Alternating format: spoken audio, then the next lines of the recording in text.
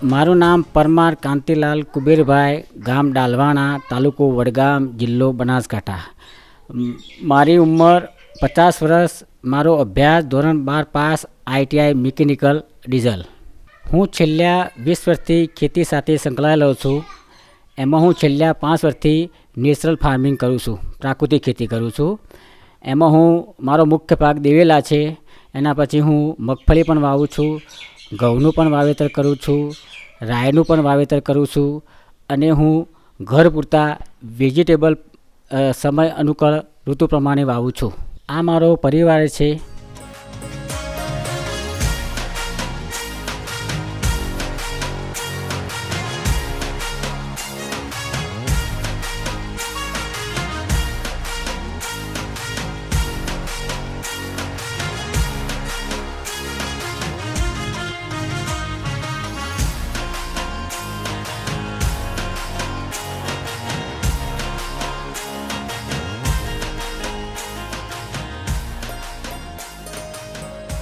दिवेला यानी कैस्टर की फसल के लिए मैं जीवामृत बनाता हूँ, और जीवामृत में 180 लीटर ड्रम में पानी भरा हुआ है.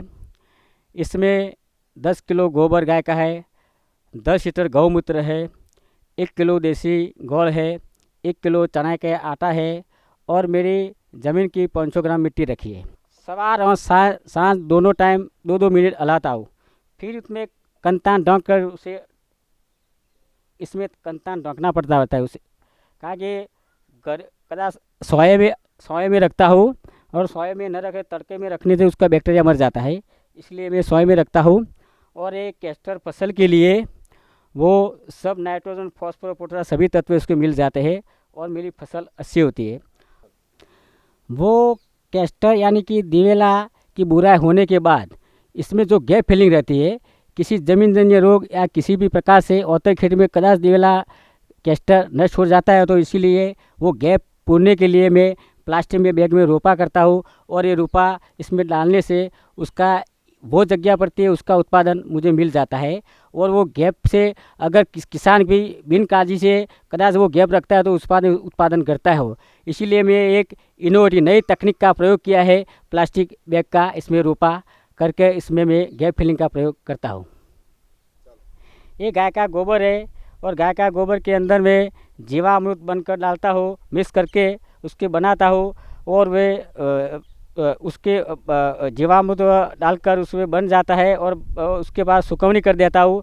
और सूखने के बाद वो अपने खड्डे में घन जीवामृत, गोबर, घन जीवामृत और दिवेली खोल तन मिक्स कर उसमें खड्डे में रख कर वो दिवेले की बुराई करता हूँ. ये मेरा कैस्टर का खेत है. इसमें 1 एकड़ में मैं कैस्टर लगाया है. इस कैस्टर का क्रॉप 4 महीने का हुआ है, और इसमें GCS 8 की जात में लगाई है.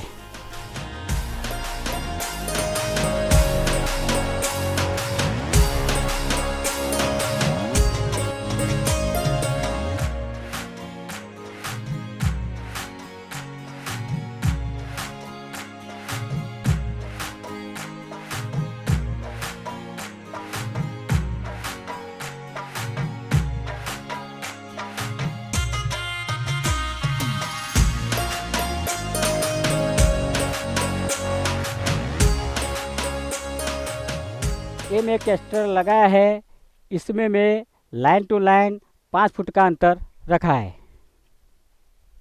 ये मेरे खेत में हफ्ते में एक बार स्प्रिंकलर से पानी देता हूँ. ये मेरा फसल है, और इसमें वार्षिक 1 से 1.5 लाख की आमदनी होती है.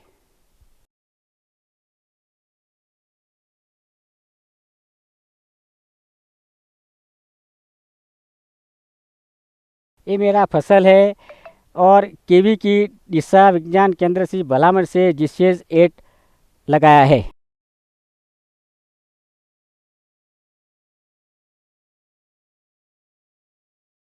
ये मेरा कैस्टर में GCS 8 की ऑयल मात्रा 47 से 50% होती है, और GCS 8 में मात्रा ज़्यादा होती है. और मैं हार्वेस्टिंग करके उसमें मैं मिल में सेलिंग कर देता हूँ.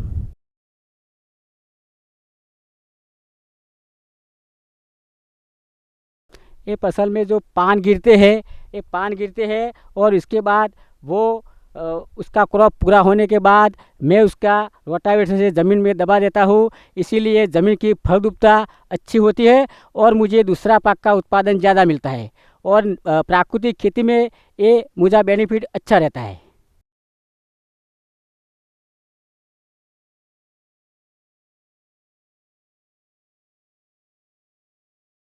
मैं जिससे आट लगाया इसमें लाइन टू लाइन 5 फुट का अंतर रखता हूँ।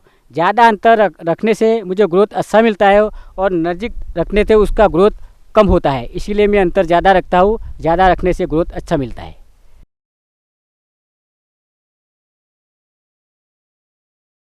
मेरी फसल में घन जीवामृत, देवेली खौल, गोबर और जीवामृत ऐसी खादों का मैं मेरे फसल में उपयोग करता हूँ।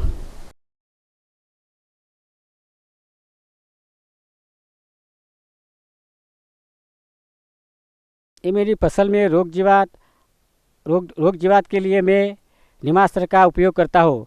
निमास्त्र में मैं 200 लीटर पानी, 10 लीटर गौमूत्र, 2 किलो देसी गाय का गोबर और 10 केजी नीम का पत्ता, इस सबको मैं बनाकर पंप या स्प्रिंकलर से छंटकाव करता हूँ।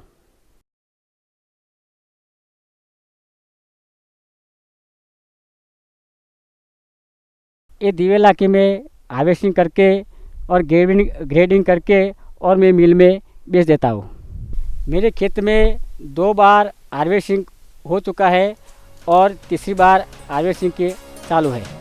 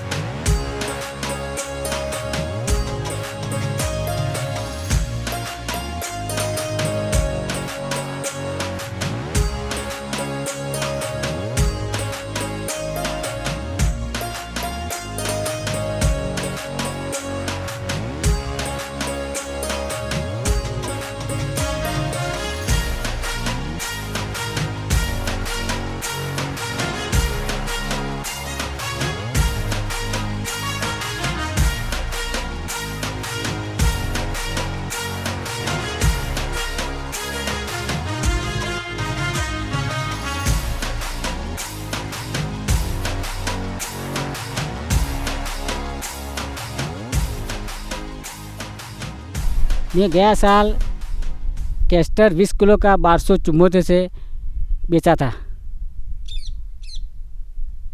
ये जो आप देख रहे हैं वो अपने घर के लिए मैं वेजिटेबल यानी सब्जी उगाता हूँ।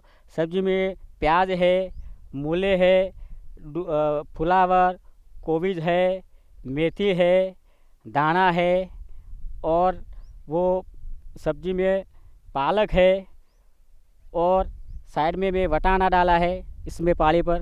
वो सब्जी मैं घर के लिए उगाता हूँ।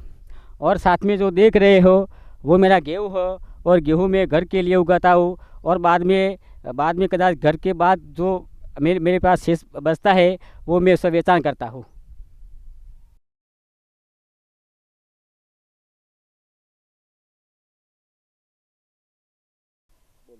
मैं किसान को संदेशा देना चाहता हूँ कि ये जीसीएस 8 जात वो रोग प्रतिकारक जात अच्छी है, उसमें रोग जीवात कम आती है और उत्पादन ज़्यादा मिलता है। मेरे पास एक प्लॉट है, इसमें रोग जीवात ज़्यादा मात्रा में है और मेरे प्लॉट में रोग जीवात बिल्कुल नहीं है।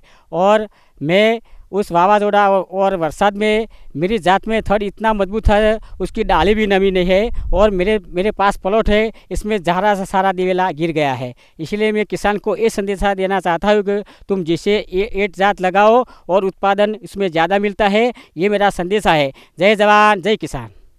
मेरा नाम डॉक्टर योगेश पवार है और मैं कृषि विज्ञान केंद्र सरदार दरांतीवाड़ा कृषि विश्वविद्यालय डीसा में वैज्ञानिक के रूप में मैं कार्य कर रहा हूँ।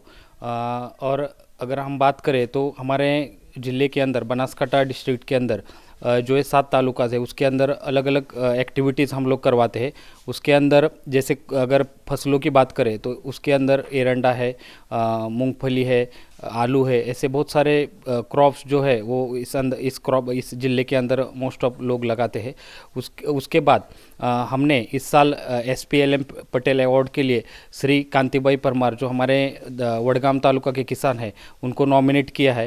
उनके खेती के बारे में अगर हम बताएं तो डबलिंग द फार्मर्स प्रोजेक्ट के अंदर पहली बार हमने उनके यहाँ पे GCH 8 जो हमारे हाइब्रिड है हमारे दांतीवाड़ा कृषि यूनिवर्सिटी की, उसका हमने उनके यहाँ पे डेमोस्ट्रेशन किया था। उसके अंदर जो अलग अलग टेक्नोलॉजी है उसका हमने उनके यहाँ पे इम्प्लीमेंटेशन किया था। अगर उसमें बात करें तो पिट मेथड है जो जो पिट मेथड है खाड़ा खोद के उसके अंदर हमने उसका प्लांटेशन करवाया था 6 बाय 6 फीट पे।